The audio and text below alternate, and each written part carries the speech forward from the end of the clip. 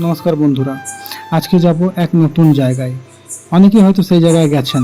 দেখুন পিছনে মা আর পাশের বাড়ির কাকিমারা লুডো খেলা শুরু করেছে, আর আমরাও এদিকে বেরিয়ে পড়লাম তাড়াতাড়ি, যেহেতু অন্ধকার হয়ে আসছে। দেখুন পাশে মাঠও রয়েছে, আবার কিছু বাড়িও রয়েছে, আর দৃশ্যটা কিন্তু খুবই সুন্দর।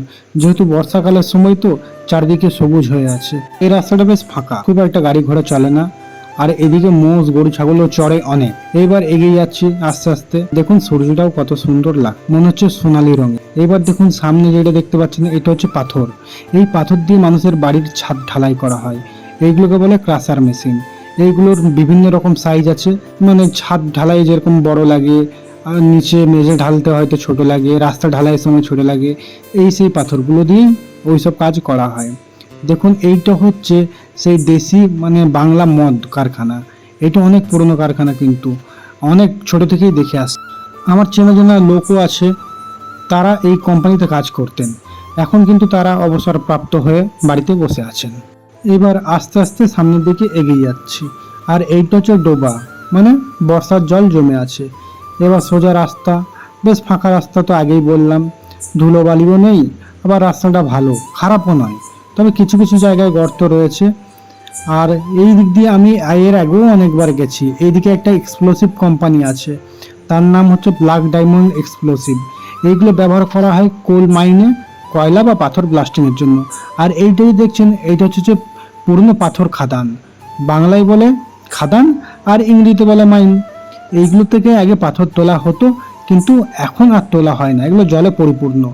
এই খাদানে কিন্তু অনেকবার অনেক দুর্ঘটনাও হয়েছে, যেহেতু রাস্তার পাশে তো অনেক গাড়ি বেসামাল হয়ে পড়েছে, অনেকের মৃত্যু হয়েছে, এমনকি অনেক বাইকগুলোও পড়ে গেছে শুনেছি, কিন্তু চোখে দেখি। এই রাস্তা দিয়ে এর আগেও অনেকবার গেছি। আজ বোনকে নিয়ে যাচ্ছি, সাথে আর কেউ নেই কিন্তু। আর রাস্তাটা দেখুন পুরোপুরি ফাঁকা, খুব ভালো কিন্তু। আর এই যে রাস্তাটা দেখছেন, এইটা মনে হচ্ছে রিপেয়ারিং হচ্ছে। বর্ষাকালে সাধারণত রাস্তাঘাট একটু খারাপ হয়, হয়তো জল জমার জন্য। যাই হোক, দেখুন আশেপাশের দৃশ্যটা দেখুন, খুব সুন্দর, একদম গ্রাম্য পরিবেশ, পলিউশন ফ্রি। আর এখানেও এখনও কিন্তু সাইকেল চালাচ্ছে মানুষ। শহর এলাকায় খুব একটা সাইকেল চলতে দেখা যায় না, গ্রাম এলাকায় তাও দেখা যায়। দেখুন বট গাছটা কত সুন্দর ঝুড়ি নেমেছে। এইটা কিন্তু একটা আদিবাসী পাড়া, আর এত পরিষ্কার পরিচ্ছন্ন পাড়া, আশেপাশে কোনো নোংরা দেখতে পেলাম না। এবার যা দেখুন কাশফুলগুলো কত সুন্দর লাগছে। এখানে কিন্তু একটা আমাদের রেল লাইন ক্রস করতে হবে, মানে আন্ডারপাস যেটাকে বলে। দেখুন ছেলেরা ফুটবল খেলছে, কত সুন্দর দৃশ্য। কিন্তু আমি কিন্তু ফুটবল খেলতে ভালোবাসি না, আমি ক্রিকেট খেলতে ভালোবাসি। এবার দেখুন আন্ডারপাস দিয়ে আমরা এগিয়ে চললাম। সামনে কিন্তু একটা গ্রাম পড়ে, গ্রামটার নাম হচ্ছে বিজারি। এর আগে অনেকবারই এসেছি। আশেপাশের দৃশ্যটা কিন্তু খুবই সুন্দর। পুরোটা ক্যামেরা বন্দি করতে পারছি না, তবে যেটুকু হচ্ছে দেখুন আপনাদেরও ভালো লাগবে। এদিকে তাল গাছ, খেজুর গাছ, নারকেল গাছ প্রচুর রয়েছে, আর পুকুরও তেমন রয়েছে। তার সাথে রয়েছে কাশফুল। আর কাশফুল ফোটা মানে হচ্ছে দুর্গাপুজোর ইঙ্গিত, মানে মা যে আসছেন তার ইঙ্গিত। যাই হোক, কাশফুল দেখতে ভালোই লাগে, খারাপ লাগে না। কাশফুল দেখলেই মনে হয় যে দুর্গাপুজো চলে এসছে, সেই ছোটোবেলা থেকেই দেখছি। তবে শহর এলাকায় খুব একটা কাশফুল দেখা যায় না, গ্রামের জঙ্গলগুলোতে বা পুকুরের ধারে কিন্তু কাশফুল দেখা যায়। এই দেখুন একটা ঝর্ণার মতো জল বয়ে পড়ছে।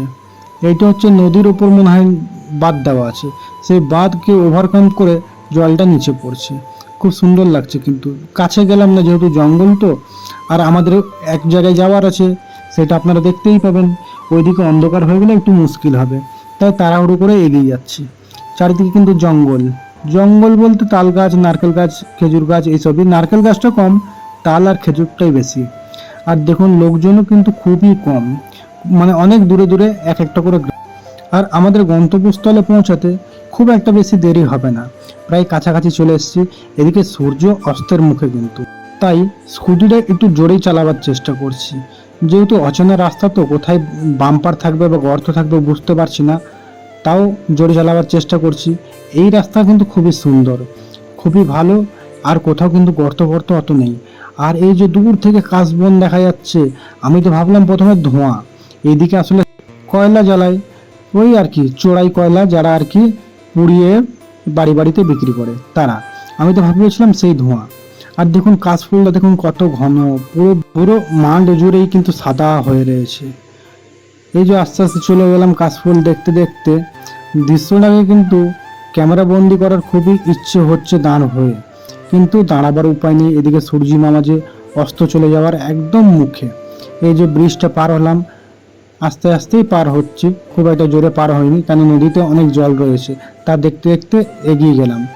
এবার দেখুন আমি ডান হাতে মুড়বো, এইটাই হচ্ছে সেই জায়গা। এবার হয়তো অনেকেই বুঝতে পেরেছেন কোথায় যাচ্ছি। এখনো যদি বুঝতে না পারেন, আর একটু পরে কিন্তু অবশ্যই বুঝে যাবেন, যারা আর কি এই জায়গায় এসছেন। আর আপনাদের মধ্যে যদি কেউ এসে থাকেন, সেটা কমেন্ট বক্সে অবশ্যই জানাবেন। দেখুন ঢুকেছি এখানে, কিন্তু আমরা অনেকবারই পিকনিক করেছি, তবে ফ্যামিলি নয়, বন্ধুরা। এইটা হচ্ছে পানি ফলা, এখানে অনবরত গরম জল বেরোতেই থাকে। দেখুন ভাপও দেখা যাচ্ছে, তার সাথে জলটা কিন্তু খুবই গরম, আর একটা কেমন যেন গন্ধ। এরকম জল কিন্তু আরেক জায়গায় আমি দেখেছিলাম, সেটা হচ্ছে বক্রেশ্বরে। বক্রেশ্বরে গিয়েও কিন্তু এরকম জল দেখেছিলাম, বক্রেশ্বর শ্মশানের পাশেই রয়েছে। ওখান থেকে কি যেন একটা গ্যাস উৎপন্ন হয়, সেইটা কিন্তু স্টোরেজ করে। এখানে সেরকম সিস্টেম নেই। দেখুন কুয়াশার মতো ভাবও বেরোচ্ছে, আর গন্ধটা কিন্তু খুবই তীব্র, নাকে লাগছে। আর এই যে ইঁটগুলো পড়ে থাকতে দেখছেন, সেগুলো রিপেয়ারিংয়ের কাজ চলছে, অর্থাৎ পার্কটা কি পুনরায় আবার তৈরি করার চেষ্টা হচ্ছে। এর আগেও কিন্তু ছিল সব কিছু, কিন্তু চোরে বা ডাকাতে যাই হোক, সেই দরজা জানলা খুলে সব ভেঙে নিয়ে চলে গেছে। আবার এইটা সরকার মনে হয় উদ্যোগ নিয়েছে নতুনভাবে তৈরি করার, তাই কাজ চলছে অনেক দিন আগে থেকেই। এর আগেও একবার এসেছিলাম, মোটামুটি বছরখানেক আগে, তখনও কিন্তু দেখেছিলাম। এই দেখুন আমার বোনও গরম জল টাচ করে দেখছে যে গরম লাগছে কিনা, আবার চশমাটা খুলে পরীক্ষা করছে যে আসলেও ভাব বেরোচ্ছে কিনা। সেটা কিন্তু আমাদের জন্য নয়, সেটা আপনাদের দেখাবার জন্য। দেখুন ভাবটা বোঝা যাচ্ছে না যদিও, তার কারণ হলো সূর্যের আলো কম, আর যে ভাব বেরোচ্ছে সেটা তো এক জায়গা দিয়ে বেরোচ্ছে না, চারদিক দিয়ে বেরোচ্ছে জল পড়ার সাথে সাথে। আর এই দেখুন মেন জায়গা যেখান থেকে জল আসছে বা জল ওপরে উঠছে, এইটা কিন্তু মনে হবে সাবমার্সিবল পাম্প, কিন্তু আদৌ এটা সাবমার্সিবল পাম্প নয়। এটা জাস্ট রিপেয়ারিং কাজ চলছে, যাতে সিমেন্ট বালিগুলো ধুয়ে না যায়, সেই জন্য এরকম ব্যবস্থা করেছে। আর পাশে দেখছি অনেকগুলো রুমও তৈরি করা হয়েছে, হয়তো দোকান হবে হয়তো। এ দেখুন বনু দাঁড়িয়ে হাসছে, আর ইঁটগুলো দেখুন বেছানো আছে, আর ওই দিকেও একটা নতুন ঘর হয়েছে। আর আমরা যে পিকনিকের কথা বলছি, ওই সামনে ব্লু বিল্ডিংয়ের পাশে। যাক, এবার যাবার পালা। এবার রওনা হলাম বাড়ির উদ্দেশ্যে। বাড়ি ঠিক নয়, বাড়ির কাছাকাছি। আমরা এবার যাব সৃষ্টিনগরে। সৃষ্টিনগর বলতে যেখানে সেন্ট্রাম মল রয়েছে। পার্টি করতে নয়, যাব একটু ঘুরতে বোনকে নিয়ে। কেনাকাটি এখনো করিনি, তবে করব কিছুদিন পর। আসলে আমরা যে রাস্তা দিয়ে এসেছিলাম সেই রাস্তা দিয়ে যাব, কিন্তু পুরোটা নয়, কিছুটা।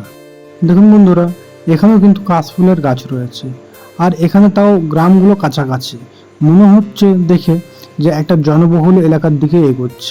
আর প্রকৃতি কিন্তু খুবই সুন্দর, শহর এলাকার মতো নয়।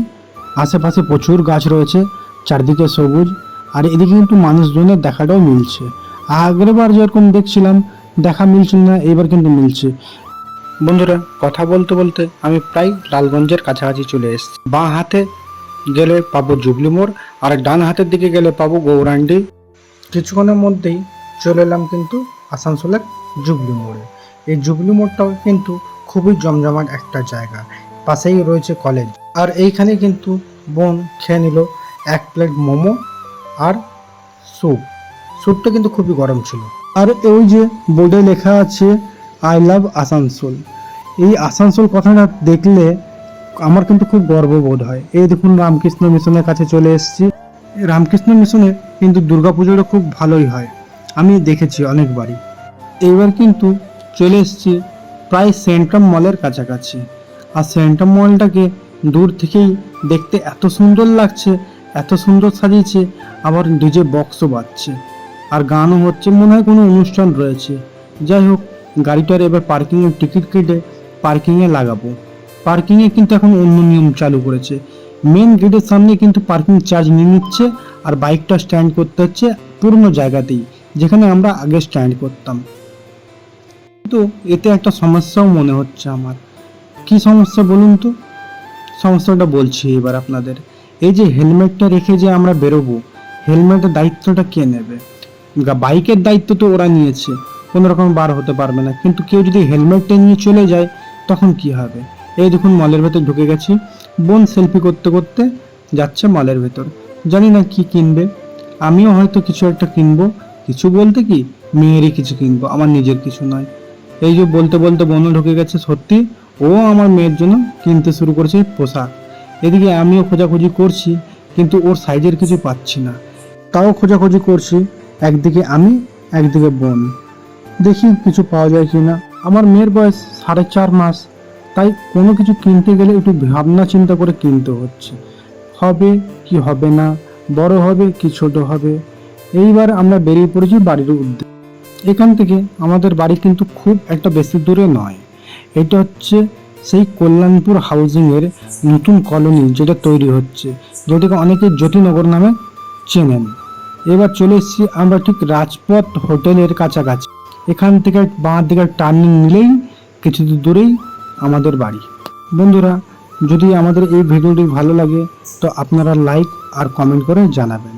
আর যদি কেউ নতুন দেখে থাকেন তাহলে সাবস্ক্রাইব বাটন ক্লিক করে পাশে থাকা বেল আইকনকে টিপে নোটিফিকেশন অল করে দিন। আশা করব আপনারা সকলে সুস্থ থাকবেন, ভালো থাকবেন। ধন্যবাদ।